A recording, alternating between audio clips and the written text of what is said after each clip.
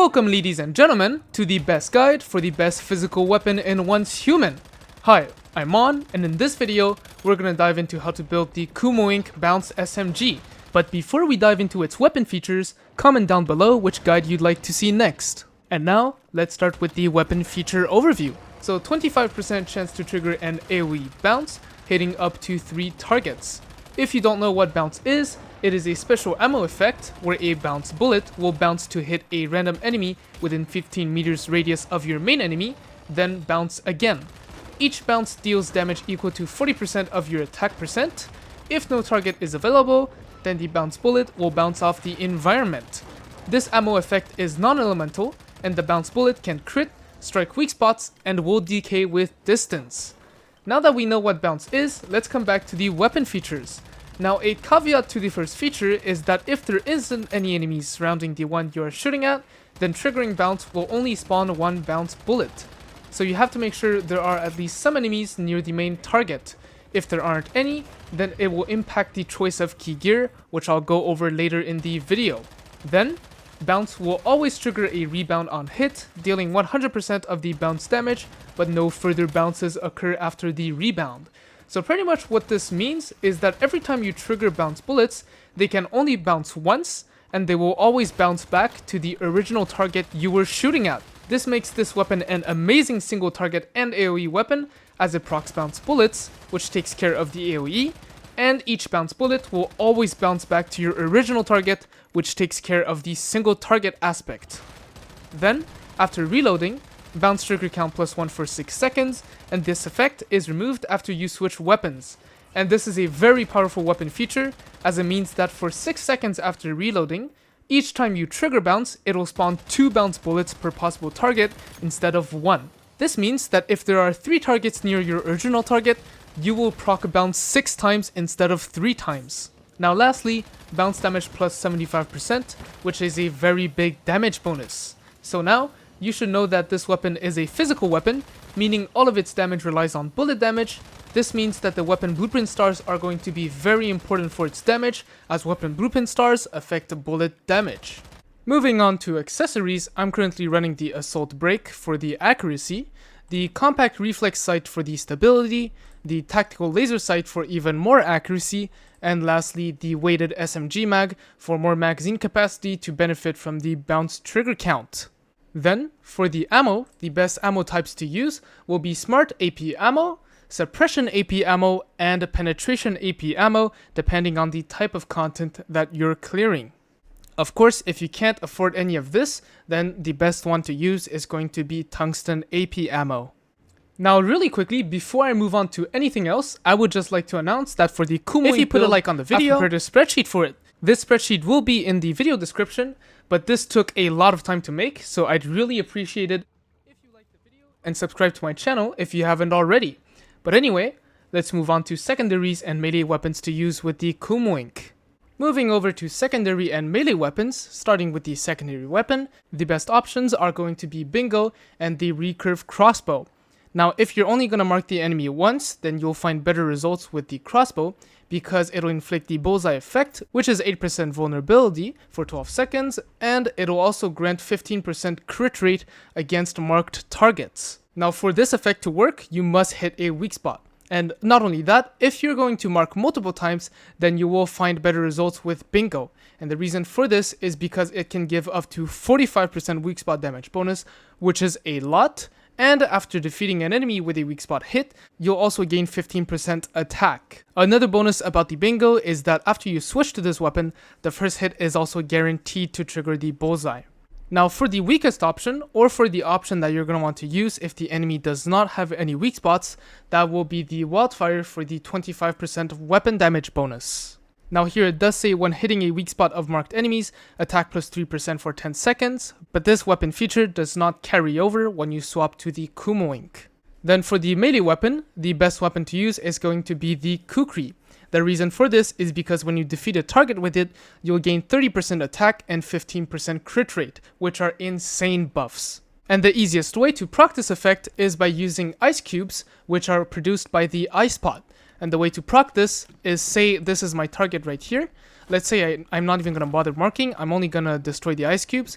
You just do a heavy attack, and right now, as you can see, I have the increased attack and crit rate buffs.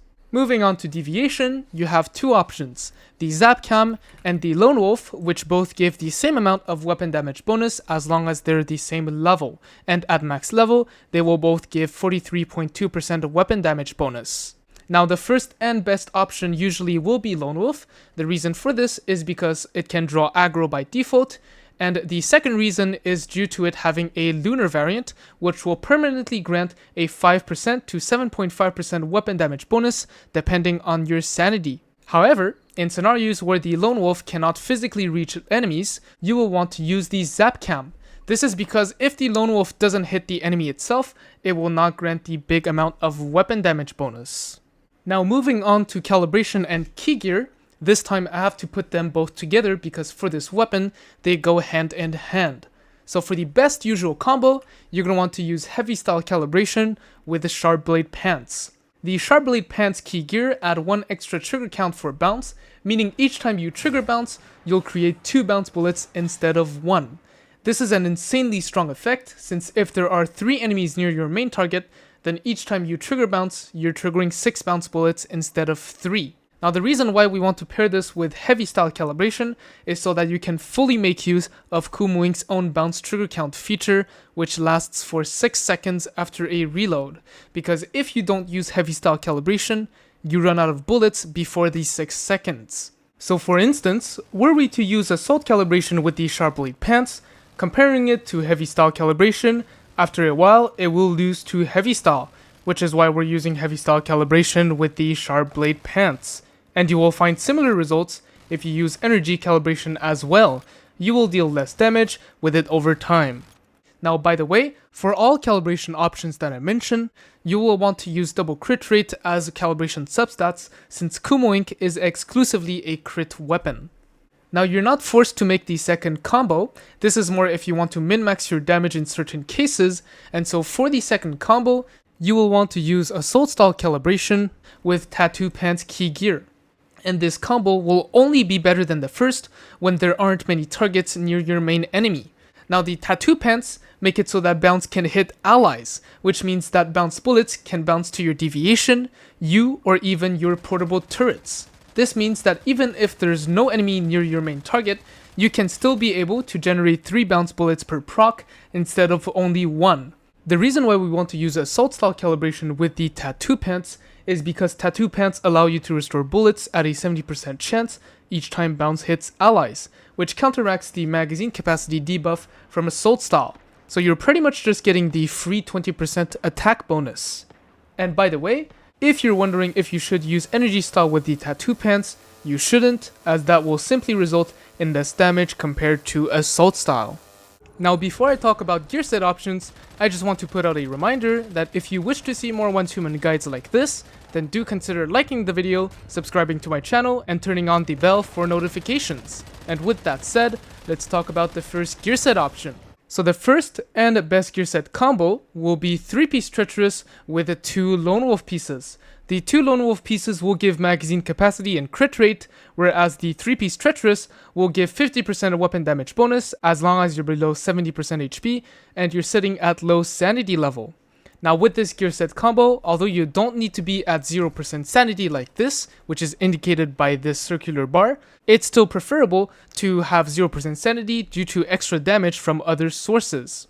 But the way to stay at low sanity would be by consuming items that reduce your sanity. So for instance, the brand new sanity corrosion capsules crafted on the stove, which by default reduce 100 sanity points per consumption. Now I won't name them all, but there's also lots of other options, such as spoiled food, which decrease your sanity by 200 points per consumption, and cactus, which decrease your sanity by 100. As for the second gear set combo, it will be weaker, but safer to run than the first option, which would be 3-piece Lone Wolf and 2-piece Treacherous. But instead of getting a permanent 50% weapon damage bonus, you will now get up to 48% crit damage bonus from the 3-piece Lone Wolf, which will need to be stacked, which is why it's going to be less strong than 3-piece Treacherous. And do keep in mind, you will still need to lock your HP at 70%, so that you still gain the 12% weapon damage bonus from Treacherous. But if the content you're doing makes you regenerate sanity automatically, or if you just don't like playing around with your HP, then you're going to want to run 4-piece Lone Wolf with 1-piece Renegade. The 4 Lone Wolf pieces will allow you to stack your crit damage by an extra 12% and grant you 8% crit rate after a reload, whereas Renegade will allow you to reload faster. However, with this combo, you will deal even less damage due to not being able to take advantage of other low HP damage sources which come from mods. Now, as for the mask hide that you're going to want to wear, that is going to be golden wool for the weapon damage bonus that fluctuates between 1 to 12% every second. Moving over to Cradle buffs, I'm currently in a non-novice server, so I'll go over those Cradle. You're going to want to have anti-phase for the SMG damage bonus and for the damage bonus against phase anomalies. Then you'll want tactical combo for the weapon damage bonus. You'll also want deadly combo and bounce rampage for the bounce damage bonuses. Then you'll want marked strike for the weak spot damage bonus against marked enemies. You'll also want bounty hunter for the weapon damage bonus, and for the 2 options, I would go with deviant energy defense and tactical leap. Deviant energy defense for the shield, and tactical leap for the damage bonus against deviants and damage bonus against their shields. Now here it says for every 1 second spent airborne, gain 20% damage against deviants, though this is applied to any kind of enemy, not only deviants, and plus 10% damage against their shield for 3 seconds, up to 60 seconds. So the way how this Cradle works is at the bottom of my screen, you'll see that I have this effect right here, which is tactical leap. It's not active, and there are a few easy ways to proc it. The first way being, of course, you just find any ledge in the map or on the silo that you're clearing, you just jump on top of it, and then you do this. You pull out the bird when you're gliding, and then you'll see that I have 3 seconds of timer for that buff. And as long as I keep jumping, I will never lose that 20% damage bonus. And here, just to demonstrate that it's against any type of enemy in the game, you'll see right here that I get 20% damage against deviants, rosettas, and vultures. Now, as for the second way, which is more reliable, you can craft jump boosters, which is a mimetic specialization you get from being level 5 to 15, and pretty much when you use it, you'll gain double jump for 30 seconds. Each item can be used up to 5 times, though don't worry, it's really cheap to craft. So I just activate it, and like this, just by double jumping, I'll get the effect and I can easily stack it up. Moving on to food buffs that you're going to want to eat. For the food slot, it's going to be the mixed fried hot dog for the increased damage against marked enemies. This is the strongest option as it counts as damage against X type, which is a multiplier you don't have a lot of. Now for the drink buffs, there currently isn't any drink that buffs this weapon damage, so the best drink buff to go for is going to be Stardust Energy Drink. This will give you the ability to double jump for at least 30 minutes, and what is that good for? Well, that's going to be very good to proc Tactical Leap easily. So if you craft yourself some Stardust Energy Drink, you don't even need to use the little tricks like gliding in the air, or even using jump boosters. Moving on to Suffix and Substats priority, starting with the weapon mod and the mask mod, you're going to want to run Bounce Suffix, which is the keyword suffix. Bounce Suffix mods will do better than Violent Suffix mods. Against 4 enemy targets, Bounce Suffix mods will do better than Violent, and against 3 enemy targets, the same thing happens. Bounce Suffix is stronger, and even against 2 enemy targets, Bounce still comes out on top, beating Crit Suffix. But of course, if you're new to the game or if you've never grinded Bounce Suffix mods, you're more likely to have better Crit Suffix mods, so you can use Crit Suffix as placeholder. But for the linked attributes for the Bounce Suffix, you're going to want to go with Bounce Crit Damage Bonus, and as general attribute, try to look for 2 damage bonuses against X type of enemy. Then, for the helmet mod and the top mod, you're going to want to go with Lunar Suffix, with it rolling into crit damage bonus and weapon damage bonus. The reason for this is because they roll 2 times higher than your violent suffixes, which can roll up to a maximum of 15% crit damage bonus and 6% weapon damage bonus, whereas for Lunar Suffix, you can get up to 30% crit damage bonus and 12% weapon damage bonus. And looking at this chart right here, you'll notice that even when you're not exactly super low HP, so even when you're at around 70% HP, you are already getting more value with a Lunar Suffix mod. Then, for everything else, so the pants, boots, and gloves, you're going to want to go with Violent Suffix, with a weapon damage bonus as linked attribute, and 2 damage bonuses against X type of enemy. Now, before talking about mods to run, I just want to share that if you aren't sure how mods work or how and where to get them, then I've got this mod spreadsheet for you to check out. Every mod in the game is in there, and the link will be in the description and pinned comment. Now, starting with Kumawink's mod, the best mod to use is going to be Bounce Rampage. The description is the more selectable targets bounce has, the higher the bounce damage, up to 45%, which scales at 15% per target. Now, this damage bonus is calculated before any bounces happen, so pretty much you will start at 45% bounce damage bonus initially, because Kumawink's bounces can bounce up to 3 targets. So this is the best option.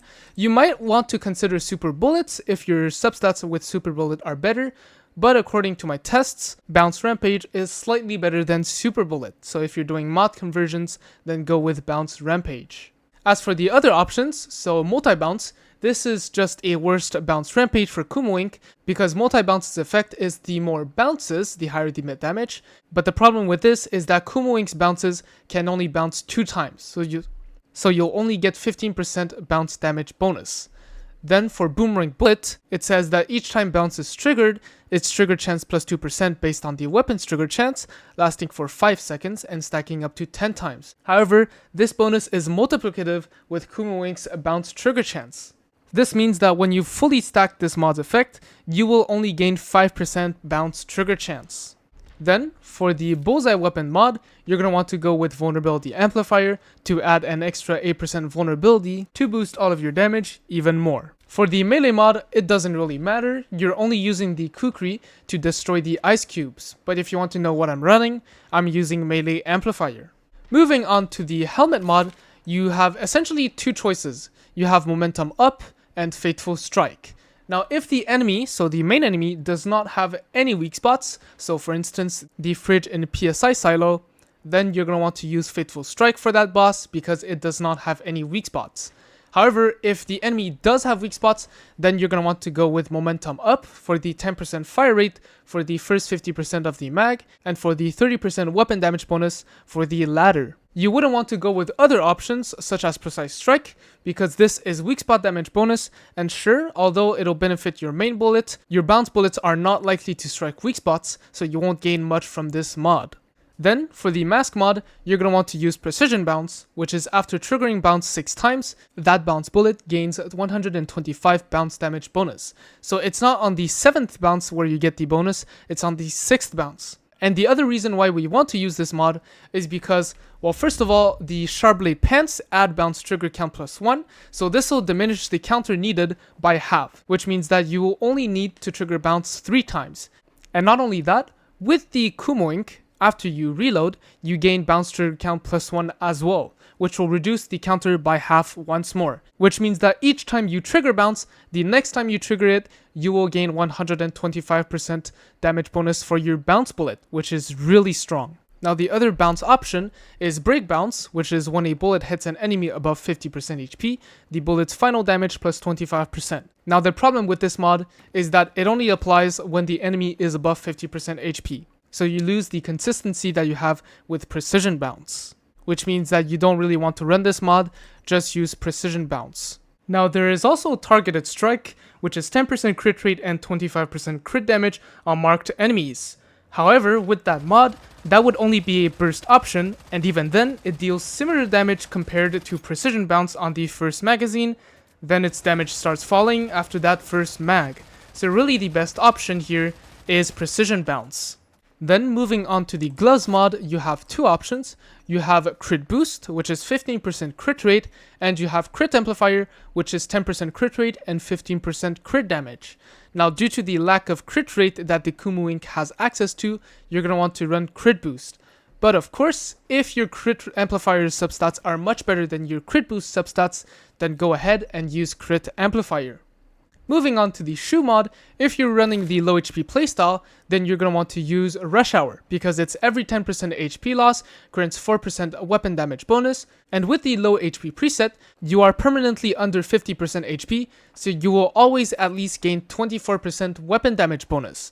But if you're not doing the low HP preset, then you're going to want to go with Covered Advance, because compared to all of the remaining options, it's either the least conditional one or it just straight up gives more buffs. because its description is taking no damage for only 4 seconds, grants 20% weapon damage bonus for 30 seconds, which is the best effect out of all of the remaining shoe mods. Then, moving to the top mod you use doesn't really matter, just go with the defensive mod that you prefer with the best substats. So for me, that would be Quick Comeback with 3 gold substats on weapon damage, crit damage, and great ones. Moving over to your pants mod, you really only have a single option, and that's going to be Deadshot. It is each crit hit by non-melee weapons, grant plus 5% crit damage, stacking up to a massive amount of 45%. Now, if you don't have Deadshot, or if your Deadshot does not have any good substats, you might find better results with Bullet Siphon, which is at maximum 25% weapon damage bonus. However, to stack it to its max effect, it takes a lot of bullets, so it's going to be really hard to have a better Bullet Siphon than a Deadshot. This is it for this guide. If you enjoyed or learned anything, then make sure to like this video and subscribe to my channel for more Once Human content. Feel free to comment down below if you have any questions. This is Mon. Peace out.